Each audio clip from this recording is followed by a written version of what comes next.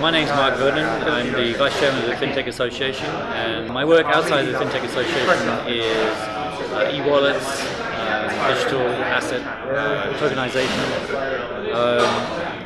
also involved with startup funding and peer-to-peer lending. So the committees I run inside the Fintech Association are the youth one, the oldest guy running the youth committee, so maybe I need some help from some younger members, and also the education committee. And so education's been important to me for a long time, for many years, so help educate, inform general public on what they can do with financial technology. Wean off the Philippines off cash. There's lots of benefits of going digital, so I'm part of the movement to try and make that happen. It might take a while. It's a lot easier in other countries.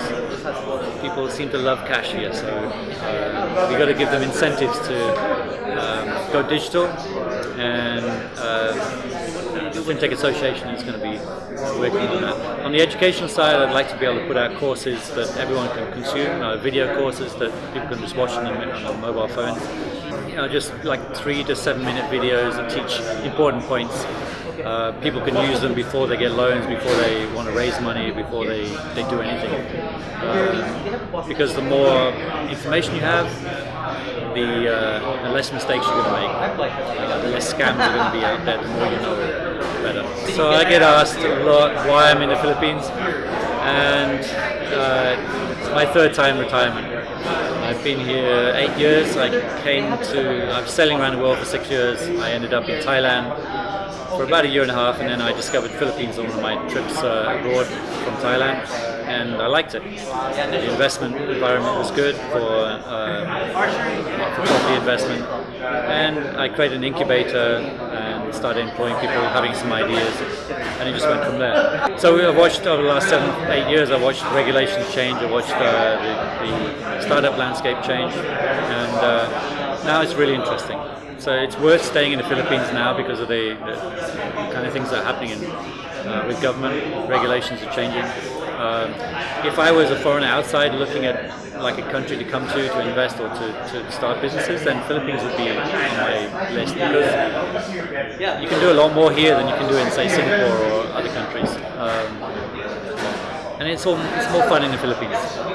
That's why I'm here. The original ideas for funding the Fintech Association were the same as they are now, is to affect grassroots usage of digital technology for finance. A lot of that is getting Filipinos to go cashless, but the Fintech technology is used in so many different areas now, and I'm a tech guy, so I really want to promote tech in agriculture, in property, in insurance, RegTech. There's so many different aspects of where fintech intersects with all of these, and it's been interesting. When we first started, it was only about financial tech, but we're kind of finding ourselves being drawn into so many areas of other technology. So it's getting more and more fun now. A lot more people involved, so a lot more ideas coming in. So it started off small, and now it's getting much bigger. Before the Fintech Association was founded, I used to have a meetup every month for a couple of years, and because I was developing fintech e-wallets and payment systems and so on, a lot of the conversations were centered around fintech. So over a couple of years, more and more of the meetups were about fintech, and that morphed when we created the Fintech Association. That morphed into being a combination Thai cash and fintech mixer, and now it's just become the fintech mixer standalone. It stands on its own legs, and it's growing on its own now. So the reason we set up a mixer is so we get a place for everyone to come, discuss new ideas, meet new contacts. When I first came to the Philippines, I would have loved to have come to a meetup like this, rather than try and discover everything on my own. So it's a great place to learn, great place to network, and it's a fun place to be. I've been a startup guy for 30 years. My first startup was 31 years ago. I've been in fintech since 7 or 8 years. Fintech is was introduced to me in the Philippines, so I got involved with cryptocurrencies and so on very early on. But now my focus has been, I've always been an angel investor for the last 10 years, but lately, in the last couple of years, I was invited onto the final pitch on CNN as a startup investor judge, and I'm also launching a YouTube show to interview prospective startups pitch to me in an informed environment. And I really want to encourage people to start up their own companies rather than go abroad and work for a company. They want to encourage them to stay in this country and maybe get funded by someone like me or my network, and contribute to the whole startup ecosystem here.